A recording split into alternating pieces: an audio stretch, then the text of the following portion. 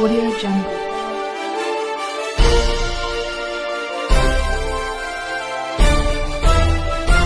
Audio Jungle.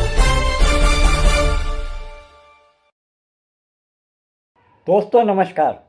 आज के दिन देश का एक बहुत बड़ा ऐलान किया गया है, जिसको लेकर पूरे देश की जनता के साथ साथ राजनीतिक दलों को भी इस ऐलान की बहुत बेसब्री से इंतज़ार था। दोस्तों हाँ, आज ये ऐलान कर दिया गया है कि 19 अप्रैल से देश में लोकसभा चुनाव शुरू हो जाएंगे और 19 तारीख से 7 चरणों में ये होते हुए 1 जून को आखिरी चरण में ये चुनाव संपन्न होंगे और 4 जून को इनके रिजल्ट आ जाएंगे। दोस्तों, जिस तरीके से राजनीतिक दल इस तिथि का, इस ऐलान का बहुत ही बेसब्री से इंतज़ार कर रहे थे, ख़ास तौर से इंडिया गठबंधन। कारण ये था कि इस ऐलान के बाद केंद्र सरकार की कोई भी एजेंसी विपक्षी दल पर कोई एक्शन नहीं ले सकती थी। पहले इससे पहले ये शक जताया जा रहा था कि आशंका जताई जा रही थी कि ईडी, सीबीआई और इनकम टैक्स की जो टीमें हैं वो विपक्ष के नेताओं के घर पर जा सकती हैं। जैसे कि दिल्ली के सीएम अरविंद केजरीवाल को 8 नोटिस दिए गए ईडी के सामने पेश होने के, लेकिन ईडी के सामने अरविंद केजरीवाल पेश नहीं हुए। इसी तरीके से बिहार के पूर्व उप मुख्यमंत्री तेजस्वी यादव पर भी गिरफ्तारी की तलवार लटक रही थी। और भी ऐसे नेता हैं जिनके ऊपर उनकी जांच एजेंसियों की निगाहें गड़ी हुई थी। आरोप लगते रहे कि जांच एजेंसियां केंद्र की मोदी सरकार के इशारों पर ये जो एक्शन लिए जा रहे थे केवल विपक्षी नेताओं के आवास पर, घर पर या उनके कार्यालयों पर पड़ रहे थे। ये आरोप काफ़ी समय से लगते आ रहे थे कि ईडी, सीबीआई और इनकम टैक्स के जो छापे हैं केवल इंडिया गठबंधन के नेताओं पे क्यों पड़ रहे हैं। क्या बाकी बीजेपी में जो शामिल हो गए उन लोग के ऊपर कोई भी चार्ज नहीं बनता? जैसा कि पिछले कुछ महीनों में देखा जा रहा है कि जो लोग कांग्रेस छोड़ के या किसी अन्य पार्टी के नेता छोड़कर बीजेपी में शामिल हो रहे हैं, उनके ऊपर से ईडी, सीबीआई और इनकम टैक्स के छापे नहीं पड़ते हैं। उनको पूरी तरीके से सुरक्षित घोषित कर दिया जाता है। जैसे कि अजित पवार जो एनसीपी के नेता थे, उनके ऊपर बीजेपी ने पहले आरोप लगाया था कि 70,000 करोड़ के जो घोटाले हुए हैं उसमें अजित पवार मुख्य आरोपी हैं। लेकिन अब वो बीजेपी के साथ मिलकर महाराष्ट्र में सरकार चला रहे हैं और डिप्टी सीएम के पद पर सुशोभित हैं। उनके प्रति अब ईडी ने भी अपने हाथ पैर खड़े कर दिए हैं और उनके नाम को कई मामलों से बाहर कर दिया गया है। इसी तरीके से छगन भुजबल, मुशर्रफ हसन, ये सब एनसीपी से गए हुए नेता हैं जो कि भाजपा के सरकार में शामिल हो गए हैं। अब ना तो उनको ईडी का डर है और ना ही सीबीआई का, क्योंकि भाजपा में जो गया यानी मोदी वॉशिंग पाउडर में के डालकर भाजपा मशीन में डाला गया और वो नीट एंड क्लीन हो गया। उनका कैरेक्टर बिल्कुल पाक दामन हो गया। दोस्तों, जिस तरीके से कांग्रेस के अन्य नेता, जैसे कि कांग्रेस के बहुत पुराने सांसद मिलिंद देवड़ा भी कांग्रेस छोड़कर भाजपा में शामिल हुए, उनको मोदी सरकार ने राज्यसभा से सांसद बना दिया। दोस्तों, इस तरीके से साफ नज़र आ रहा है कि जिसके ऊपर ईडी और सीबीआई की नज़रें गड़ी हों, वो मजबूरी में पुरानी पार्टी को छोड़कर बीजेपी में शामिल होने को मजबूर हो जाता है। यही वजह है कि पूर्व में आरपीएन सिंह जो कि यूपी के आते थे, कांग्रेस छोड़कर गए और भाजपा में शामिल हुए। वो लगभग साल भर पहले की बात है। उसी समय कुछ समय पहले ज्योतिरादित्य सिंधिया भी कांग्रेस छोड़कर भाजपा में शामिल हुए और बाद में उनको राज्यसभा से भेजा गया। उसी तर्ज पर आरपीएन सिंह को भी राज्यसभा से भेजा गया। इस तरीके से भाजपा का वो नारा कि कांग्रेस मुक्त करना है देश को, लेकिन भाजपा अब कांग्रेस युक्त होती जा रही है। यानी कि भाजपा में कांग्रेस के बहुत सारे नेता शामिल होते जा रहे हैं और भाजपा के पुराने कार्यकर्ता दरी बिछाकर उनका स्वागत ही करते रहते हैं। जैसा कि आपने मध्य प्रदेश में देखा, ज्योतिरादित्य सिंधिया नाक के बाल बन गए मोदी जी के, क्योंकि उन्होंने भाजपा का कमल खिलाने के लिए 2020 में बहुत बड़ी सफलता प्राप्त कराई थी। उन्होंने अपने साथ में 2 दर्जन से अधिक कांग्रेस के विधायकों को अपने साथ में लिया और भाजपा में शामिल हो गए। इस तरीके से पांचवी बार शिवराज सिंह चौहान के नेतृत्व में मध्य प्रदेश में एक बार फिर से कमल खिल गया।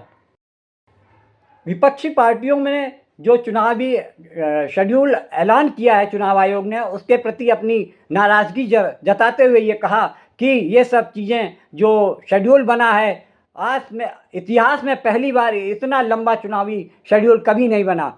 इससे पहले 2019 में 2.25 महीने का जो कार्यकाल मिला था लोगों को प्रचार करने का, उसमें अब ये 2.5 महीने के करीब का पीरियड मिला है, जिसमें कि सभी दल को प्रचार करने के लिए 2.5 महीने का समय मिला है। लोगों को आश्चर्य होता है कि जहां ये संख्या लोकसभा सीटें कम है, वहां पे भी 15-15 दिन का गैप दिया गया है। उनको लग रहा है जैसे कि पूरे देश में घूमकर भाजपा नेता या मंत्री घूम कर अपने शेड्यूल को पूरा करेंगे और अन्य पार्टी के पास ना तो साधन है, ना उनके साथ कोई जांच एजेंसी है, ना कोई पुलिस है, ना इतना पैसा। जैसा कि चुनावी चंदे को देखा जाए कि एक अब तक का जो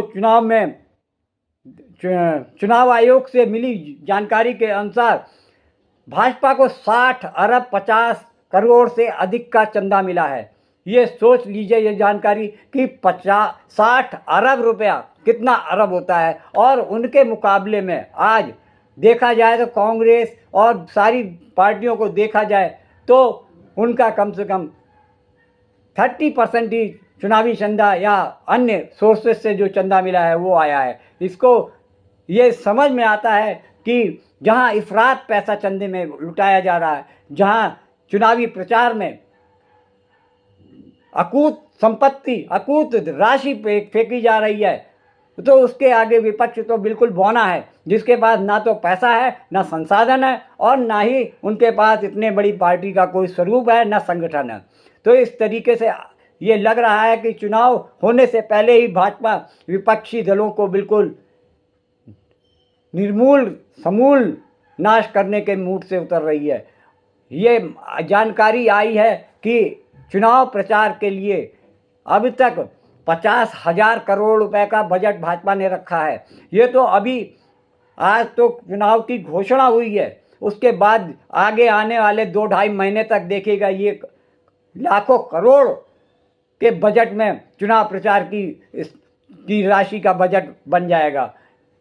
सभी दल ये कह रहे हैं कि जो चुनावी शेड्यूल बनाया गया उसमें प्रधानमंत्री मोदी और शाह की जो मंजूरी या अनुमति मिलने पर ही इतना लंबा शेड्यूल बनाया गया है कि पहले 2014 में ये मई में सरकार बन चुकी थी और 19 में ये जाके 15-20 दिन आगे गई, लेकिन इस बार 1 जून को आखिरी चुनाव होगा। उसमें वो भी यूपी के वाराणसी में चुनाव होने हैं, जो कि देश के प्रधानमंत्री नरेंद्र मोदी का अपना संसदीय क्षेत्र है। वहाँ पर सबसे लास्ट में चुनावी प्रचार इसलिए रखा गया है। लोग जो विपक्षी दल ये आरोप लगा रहे हैं कि ये सिर्फ प्रधानमंत्री मोदी को सहूलियत देने के लिए किया गया है कि सारे चुनावों में अपना प्रचार प्रसार करते हुए आखिर में अपना वाराणसी आकर अपना जो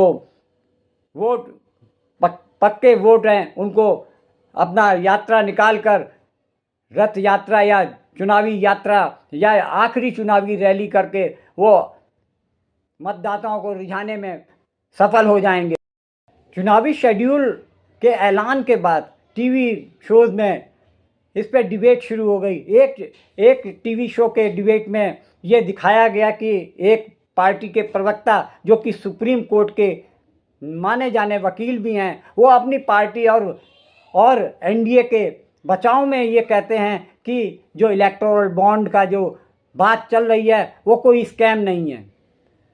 उनकी सोच पे हंसी आती है। लोग कहते हैं कि चोरी 1 रुपए की हो या 1 करोड़ की, चोरी चोरी होती है। यानी कांग्रेस और भाजपा ने मिलकर इतने अरबों का घोटाला किया, तो क्या वो चोरी नहीं होगी? उसमें क्या देश का पैसा गया? जो मेहनत मजदूरी करने वाले लोगों का जो इनकम टैक्स या सेल टैक्स या जो भी टैक्स वो देते हैं, वो सारा पैसा ही तो इन राजनेताओं के काम आ रहा है। वो उसी पैसे को ये लोग प्रचार प्रसार में लगाते हैं, हेलीकॉप्टर से उड़कर प्रचार में जाते हैं। और सबसे बड़ी बात तो ये है कि इनकम टैक्स देने वालों के पैसे पर ये शानदार रैलियां निकाली जाती है। उसको लेकर किसी के दम में ये नहीं आता है कि ये सारा पैसा जो गाड़ी कमाई का मजदूर आम आदमी के गाड़ी कमाई की दौलत है, जिसको वो पानी की तरह बहा रहे हैं। दोस्तों, जिस तरीके से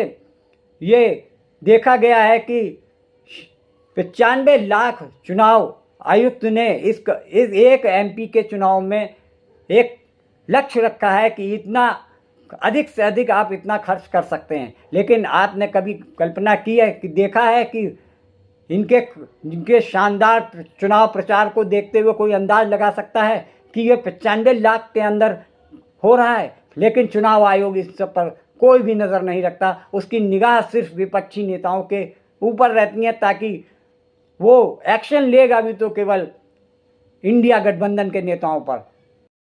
2018 में जब इलेक्टोरल बॉन्ड की योजना संसद में लाई गई, तब से लेकर अब तक 2024 तक जो चुनावी चंदा मिला, उनमें सबसे ज़्यादा चंदा भाजपा को मिला।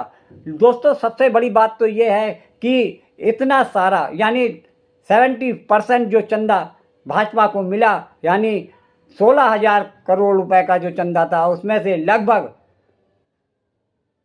6,500 करोड़ का जो चंदा भाजपा को मिला। दोस्तों, क्या ये जाना जा सकता है कि वो चंदा सिर्फ भाजपा के हिस्से में क्यों आया?